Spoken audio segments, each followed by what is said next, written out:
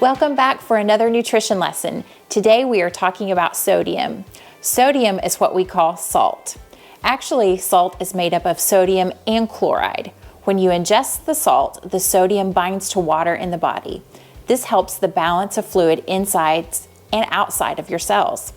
It also aids in nerve communication and muscle function. Sodium is important to our bodies, but it can become a problem for fluid retention and blood pressure if you consume too much. Studies show that increased salt intake leads to increased retention of fluids in the body. This excess fluid is often called edema. When water builds up, it can cause bloating and puffiness, especially in the arms, legs, and the stomach. If you eat meals that contain a lot of salt, your body may retain water. Processed foods like fast foods you get in the drive-thru are the biggest dietary source of sodium. Other items that tend to contain higher amounts of sodium are soup mixes, processed meats and cheeses, microwavable packaged foods. Watch out for canned sauces and canned vegetables, breads, and pre-cooked packaged foods to eat on the go. You may be asking, how much sodium do I need? Your body needs a minimum of 180 milligrams of sodium per day and a maximum of 2,300 milligrams per day. Look here. This is a tablespoon of salt. In this tablespoon, there are 2,325 milligrams of sodium. That means that you should consume less than 1 tablespoon per day of sodium in all the combined items you eat. Remember that most all foods have sodium in them already. Be sure to check that package label. Remember, our quick check for sodium is the number by the sodium should not be more than the number in the calories in a serving. We want to give you some tips about using spices instead of salt to season your foods. This will help you cut your sodium intake without sacrificing taste or flavor. Using herbs and spices can add flavor to your meals and also have health benefits. Other options when reducing sodium is using condiments that are low in sodium. Plain yellow mustard has about 40 to 80 milligrams per 2 tablespoons. Salsa and sodium-free apple cider vinegar both contain less than 120 milligrams per 1/4 cup. Using juice from lemons, limes, oranges, and grapefruit to flavor meats and fish without using salt. Many find that adding celery, onion, garlic, fennel, and green pepper to a dish helps boost flavor and reduces the need for excessive salt. Using vegetables and spices can flavor your dishes in a healthy way. Here are a few that you may want to incorporate into your cabinet. Oregano.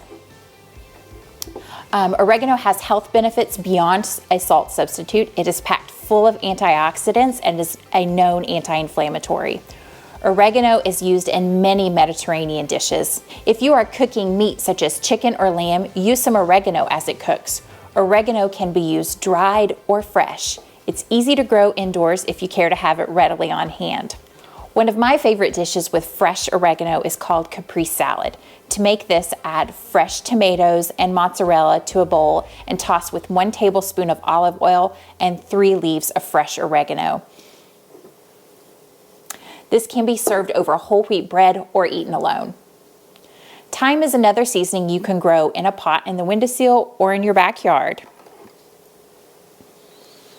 It is great for seasoning soups, stews that contain tomatoes or lentils, and meats such as chicken or lamb. A sprinkle of thyme in the morning on your scrambled eggs or on fresh cheese can take the place of salt with your breakfast. Yum! Doesn't that look good? Allspice is native to Mexico and Central America. The spice can be used fresh, dried, or in a powder. It should not just be reserved for those Thanksgiving pies. Pull it out when making barbecue or Jamaican jerk chicken. It is also great to use with cooked vegetables. Cayenne can spice up your world, but is not for everyone. This spice is originally a pepper that is turned into a powder. Use it sparingly as it tends to add heat to your dish. Cayenne can be used with meats like chicken and pork and goes well with eggs and soup. Ginger comes in many forms and it is very versatile, and the flavor can change based on whatever you're cooking with. Seasoning vegetables and meats, particularly lamb, can be a real hit. Soups, rice, and teas, salads. all go well with ginger too. Other spices that can help replace salt include cumin, dill, coriander, also known as cilantro, chives, basil, and rosemary. One of our favorite breakfast combinations is to eliminate salt includes adding spinach, tomatoes, and feta cheese to eggs. Fix your eggs as desired and throw in the tomatoes and spinach as the eggs finish. Top with feta cheese and a dash of fresh cracked pepper. No salt is needed and they are delicious.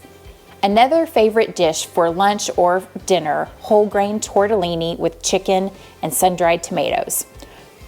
Tossed cooked tortellini with white wine vinegar, olive oil, pesto, and basil leaves. It is an easy and quick meal that requires no salt. See our resources section for more recipes that can help you eliminate excess salt from your diet. We cannot leave here today without talking about how much water you should be drinking to stay healthy. Water is important to consume on a daily basis. Adults should drink around 2 liters of water per day. It sounds counterintuitive, but drinking the right amount of water can actually help with fluid retention. When you eat too much salt, your body tries to maintain the sodium-water balance inside and outside of the cell by retaining more water. It has been shown that 400 milligrams of extra sodium, which is about a single gram of table salt, causes your body to retain an extra 4 cups of water. This is about 2 pounds extra on the scales. Drinking more water helps to flush out the extra sodium, returning water levels to normal. Drinking water not only helps to reduce fluid retention, but also helps you properly hydrate. Proper hydration helps improve kidney function and aids the body in proper water balance. For lung patients that have mucus buildup, water helps to thin the mucus so it can be coughed up. If you are used to drinking sugary soda drinks, try replacing them with water instead. Squeeze a lemon or an orange into a tall glass of ice water. The hint of flavor can keep the water interesting and tasting great. If you have heart disease and your provider has placed you on a fluid intake program, be sure to follow it. It will help you as you progress. Today, we talked about how to maintain good health through good nutrition. Remember that putting good foods into your body will result in the ability to create healthy energy that helps your body function.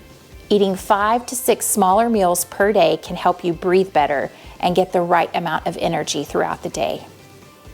Getting the right amount of water while eliminating excess salt can help fluid retention and properly hydrate your body. Join us again soon to learn more about healthy bodies through good nutrition.